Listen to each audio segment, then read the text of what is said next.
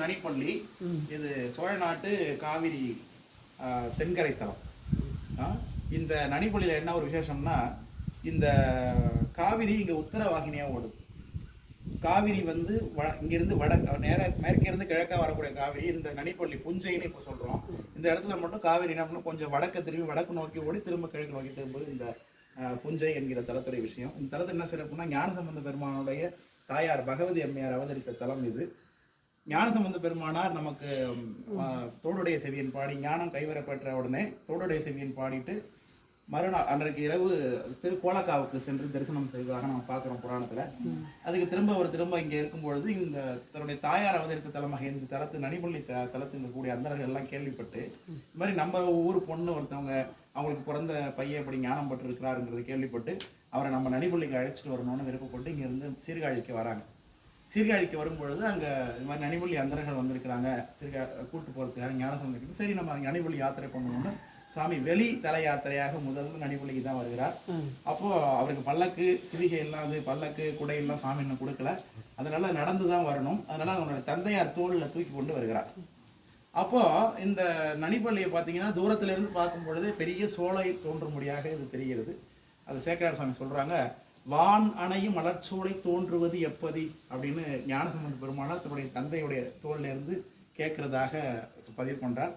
அப்போ அதுதான் நனிப்பள்ளி என்று எல்லாரும் ஞானசம்பந்தர் சொன்ன மாத்திரத்திலே தன்னுடைய தந்தையோட தோளில் இருந்து கொண்டே பாடின பதிகம் காரைகள் கூகை முல்லை அப்படின்னு தொடங்கக்கூடிய தேவாரம். அந்த தேவாரம் தலத்துக்குரியது. அதனால அந்த தலத்தை தொடங்கும் பொழுது பார்த்தீங்கன்னா காரை கூகை முல் இப்படிலாம் இருக்கிறதுனால இந்த காரை சூறை இதெல்லாம் பார்த்தீங்கன்னா பாலை நிலத்துக்குரிய ஒரு கருப்பொருள்கள். அதனால தான் சுவாமி இதை பாலை நெய்தல் பாடியது நம்ம திருக்கலிற்றுப்படியாரில் பார்ப்போம். நனிப்பள்ளியை தான் பாலை நெய்தலாக பாடினார் அப்படிங்கிறது கலிற்றுப்படியார் சொல்லுது. நம்முடைய நம்பியாண்டார் நம்பிகள் அதை பற்றி பேசுகிறாங்க. சேக்கரார் சுவாமிகள் அதை பற்றி குறிப்பு கொடுக்கல. சொல்லும் பொழுதே வானடையும் வளர்ச்சோலை தோன்றுவது எப்போதுன்னே சொல்கிறாங்க சேக்கரார் சுவாமி. அதெல்லாம் ஆராய்ச்சி பண்ணி நம்ம தெரிந்து கொள்ளக்கூடிய இடம். இந்த நனிப்பள்ளி பார்த்தீங்கன்னா இதுக்கு பக்கத்தில் கிடாரங்கொண்டான்னு ஒரு ஊர் இருக்குது. அது கிடாரங்கொண்டான்னால நமக்கு ராஜேந்திர சோழனுடைய பெயர் அது. அவருடைய பெயரில் அமைக்கப்பட்ட ஒரு பிரம்மதேசம், அதாவது பிராமணர்களுக்காக கொடுக்கக்கூடிய நிபந்தம் அப்படி இருக்கக்கூடிய ஒரு ஊர் இங்கே அமைக்கப்பட்டிருந்திருக்குன்னு தெரியுது. அதனால் இப்போ கிடாரங்கொண்டான்னு சொல்கிறாங்க. அவருடைய பேரில் அமைந்த கிராமம் இது. இது முன்னாடி நனிப்பள்ளின்னு இருந்து இப்போ தான் புஞ்சைன்னு சொல்கிறாங்க. அது பொன்சை. இது ஒரு திடல் மக்கள் திடல் பயிர் செய்யக்கூடிய இடமாக இருக்குது. காவிரி கரையோட மேட்டு நிலம் இது. இதில் பிற்கால சோழ ராஜாக்கள், அதாவது குலோத்துங்க சோழ ராஜாவுக்கு பின்னாடி இருக்கக்கூடிய ராஜாக்கள் கட்டி கொடுத்த கோயிலாக தான் இந்த திருப்பணி நம்ம பார்க்குறோம். அவருடைய மெய்கீர்த்தி நம்ம பின்னாடி அந்த பக்கத்தில் பார்க்கலாம். படிக்கும்படியாக இருக்கும், தமிழ் நல்லா படிக்கலாம். அந்த பகுதியில் அதை காமிக்கிறோம். இந்த கோயிலில் என்ன சிறப்புனா கண்டபோத சிற்பங்கள்னு சொல்லுவோம். அந்த மாதிரி உள்ளங்கை அகலத்தில் இருக்கக்கூடிய இந்த மாதிரியான இடம். இந்த பகுதியில் சிறிய தொகுப்பு சிற்பமாக செஞ்சுருப்பாங்க. இதில் ராமாயணம் முழுமையுமே காட்டப்பட்டிருக்கு. முக்கியமான ராமாயண காட்சிகள் எல்லாமே இதில் பார்க்கலாம். அவ்வளவு தெளிவாக அவ்வளோ அழகாக இந்த சிற்பங்கள் இந்த கோயிலில் சிறப்பாக இருக்கும். இந்த கோயிலுடைய மூர்த்திலாம் பார்த்தீங்கன்னா ரொம்ப பெரிய மூர்த்தி, கோட்டை மூர்த்திகள். அகத்தியர் எவ்வளோ பெருசாக இருக்காரு, விநாயக பெருமான். அந்த இடத்துல தட்சிணாமூர்த்தி பார்த்தீங்கன்னா ரொம்ப பெருசாக இருப்பார். தட்சிணாமூர்த்தி கீழே மான், பாம்பு, இந்த கோலத்தெல்லாம் நம்ம வேற எங்கேயும் பார்க்க முடியாது. ஒரு முழு மனிதனே உட்கார்ந்துருக்கிறது போல அற்புதமாக காமிச்சிருப்பாங்க. அதெல்லாம் நம்ம போய் பார்ப்போம். 4 சண்டையும் பெரிய புராணம் இப்போ கிட்டத்தட்ட நாங்கள் பாட்டு முடிச்சிருக்கோம்.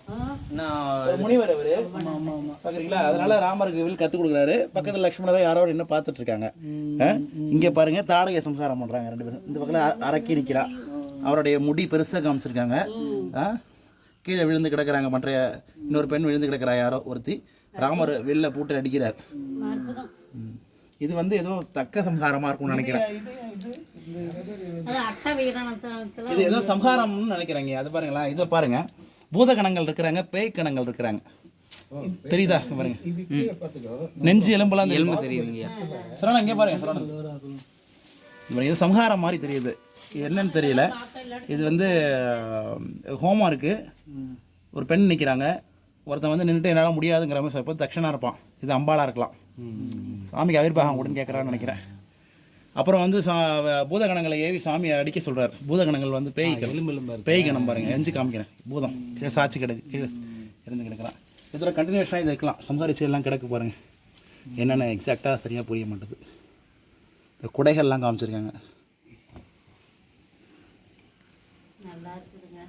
இதுங்களுக்கு தான் பொக்கிஷங்க, நம்ம நாட்டு பொக்கிஷம் தான். பொக்கிஷம் தான், யாருக்கும் அருமை தெரியலையே. சீதை அந்த வனத்துல பெண்கள் போய் அரக்கி எல்லாம் தூங்குறாங்க பாரு, கையை கை அதான் மோதிரம் கொடுத்து அப்படி கட்டிட்டு தூங்குவோம்ல, மோதிரம் உட்கார கொடுத்து குனிஞ்சு தூங்குறது பாரு. தெரியுதா? தெரியுது. ஐயா இவரு ஆஞ்சநேயர் அவரு.